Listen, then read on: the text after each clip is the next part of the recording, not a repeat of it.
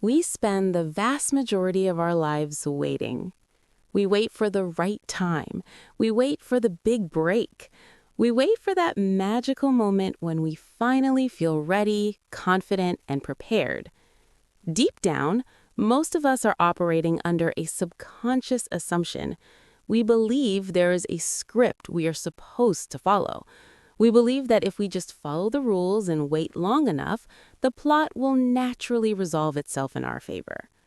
But here is the brutal truth. Life does not work on a script. Life is improv. And often, by the time we realize how the world actually works, we have already spent years spinning our wheels, stuck in the mud of our own expectations. The difference between a life filled with regret and a life filled with fulfillment usually comes down to accepting a few harsh truths. The sooner you learn them, the sooner you can stop waiting and start living. Here are 8 life lessons that most people learn the hard way, broken down so you can apply them today. 1. Nobody is coming to save you. Let's start with the hardest pill to swallow. Nobody is coming to save you. In the modern world, we suffer from what you might call main character syndrome. We scroll through social media seeing overnight success stories. We see the crypto millionaire, the TikTok star, or the friend from high school who landed a dream job through a lucky connection. We look at them, and then we look at ourselves, and we assume our turn is coming. We wait for a mentor to spot our hidden potential. We wait for a benevolent boss to hand us a promotion. We wait for a distant relative to leave us an inheritance. But you are not Snow White, waiting in a glass case for a kiss to wake you up. You need to be Batman. If you want something done, you have to build the tools, forge the armor, and do it yourself. Here is your reality check. There is no talent scout scouring LinkedIn specifically looking for you. That perfect mentor you're dreaming of, they are likely too busy solving their own problems to worry about yours. But here's the good news. Once you accept that no one is coming to build your life for you, something incredibly liberating happens. You stop looking at the horizon for a rescue ship and you start swimming. Consider the person who waits 5 years for the perfect economic conditions to start a business. They freeze. Then they get laid off. Suddenly, without the luxury of waiting, they build a successful company in 18 months. Why?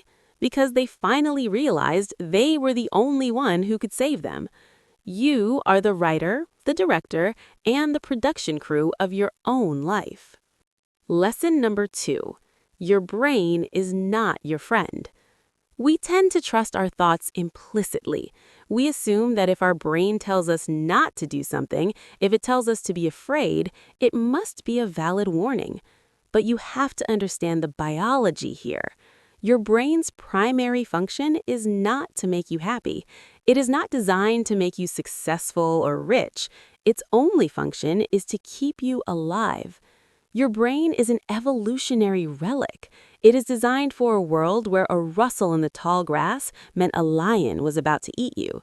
It's wired to be paranoid, risk-averse, and pessimistic. Think about social comparison. When you look at Instagram and feel inadequate about someone's vacation photos, that's your primal brain trying to assess your social standing in the tribe to ensure you don't get exiled. Think about anxiety. When you lie awake at night replaying an embarrassing moment from 10 years ago, that's your brain trying to ensure you never take a social risk again. Think about avoidance. When you want to cancel a date or skip a presentation, your brain is offering you short-term relief, but the cost is your long-term growth. You need to treat your brain like an overprotective parent. You acknowledge its concern. You say, "Thank you for trying to keep me safe, but I've got this." You cannot stop the smoke detector from beeping, but you can learn to cook while it beeps. This brings us to lesson number 3, the sunk cost graveyard. Have you ever forced yourself to finish a terrible TV show just because you were already 5 seasons in? You think, well, I've come this far, I might as well finish. That's the sunk cost fallacy. And while it's annoying with TV shows, it is devastating in real life. This mindset keeps people trapped in degrees they hate, stuck in relationships that died years ago, and clinging to careers that make them miserable. We convince ourselves that quitting means the time we invested was wasted. But the reality is, sunk costs are like expired food in your fridge.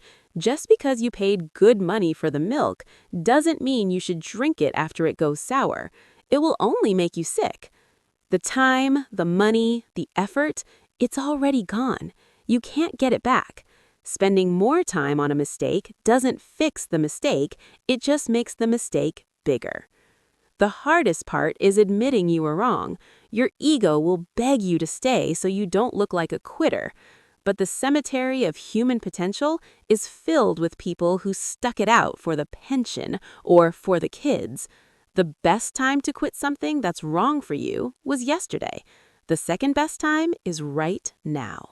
Lesson number 4 concerns the things that haunt us, the ghosts of inaction. When we think about regret, we usually worry about making a fool of ourselves. We worry about rejection. We worry about failure. But psychologists have studied this extensively, and they found a pattern. In the long run, people rarely regret the things they did, even the stupid mistakes. They regret the things they didn't do. When you take action and fail, the story has an ending. You get closure. You might be embarrassed, but the pain fades surprisingly fast. However, when you don't act, the story never ends. Your brain creates a ghost of inaction. You begin to fantasize. You think, that business would have made millions, or that person would have said yes. These ghosts haunt you because they are infinite. As time passes, the unlived life becomes perfect in your imagination. It becomes a utopia that never existed, making it more painful than any reality could ever be. The sting of failure lasts a week. The ghost of what if sits on your shoulder for decades. Lesson number 5. Money buys freedom, not happiness. We have all heard the phrase, money doesn't buy happiness, but notice that this phrase is usually spoken by people who already have money. While it is true that a fancy car or a golden watch won't fulfill your soul, the lack of money creates a specific type of misery that makes happiness nearly impossible to sustain. You need to reframe how you view wealth. Money is not about luxury, it is about options. If you live paycheck to paycheck, you are a hostage to your bills. You have to tolerate a toxic boss because you cannot afford to lose your income. You cannot move, you cannot take a break, you cannot pivot. But if you have savings, you have what is often called FU money. You have the power to walk away. Money buys peace of mind, which is the foundation of happiness. It allows you to solve the survival problems so you can finally focus on the existential ones. It is very hard to work on your spiritual fulfillment or your relationships when you don't know how you'll pay for electricity. Money clears the path, but you still have to walk it. Lesson number 6. Failure is just data. We grow up in a school system that teaches us that failure is a verdict. If you take a test and get an F, you are bad at the subject. We carry this into adulthood. If we apply for a job and don't get it, we think, I am not good enough. You need to reframe this immediately. Stop looking at failure as a judgment on your character and start looking at it as data collection. Imagine you are trying to make the perfect grilled cheese sandwich. Attempt 1, you burn the bread. That isn't failure, that is data. The data says the heat is too high. Attempt 2, the cheese doesn't melt. That is data. It says cover the pan. Attempt 3, you make the perfect sandwich. You didn't fail twice. You collected 2 necessary data points to achieve success. J.K. Rowling wasn't a failure when 12 publishers rejected Harry Potter. She was simply collecting data on who wasn't the right publisher. Most people quit after 3 rejections, right before they have enough data to solve the puzzle. The only true failure is stopping the experiment before you get the result. Lesson number 7. Action beats anxiety. Anxiety is a liar. It spins wild, catastrophic stories in your head, usually at 3 a.m. on a Tuesday. It convinces you that an unread email will lead to you being fired, which will lead to you losing your home, which will lead to you living in a box. Anxiety is like a shadow monster projected on the wall. It looks huge and terrifying, but it has no substance. The moment you shine a light on it, you realize it's just a pile of laundry on a chair. The antidote to anxiety is not calling down. It is not thinking positive thoughts. The antidote is action. Are you dreading a difficult conversation? Go have it. Are you scared of looking stupid at the gym? Put on your shoes and go. Science shows that taking action releases calming chemicals in the brain, while passive rumination releases stress hormones. Your brain rewards you for doing and punishes you for overthinking. The moment you engage with the thing you fear, the shadow monster vanishes. And finally, lesson number 8. Your parents were just winging it. As children, we view our parents as gods. We think they hold the manual to life. As we age, we often hold on to resentment. We are angry about the mistakes they made, the weird rules they enforced, or the emotional baggage they passed down to us. But here's the reality check that brings peace. Your parents were just regular people who were handed a tiny human and told, "Don't mess this up." They didn't have a grand plan.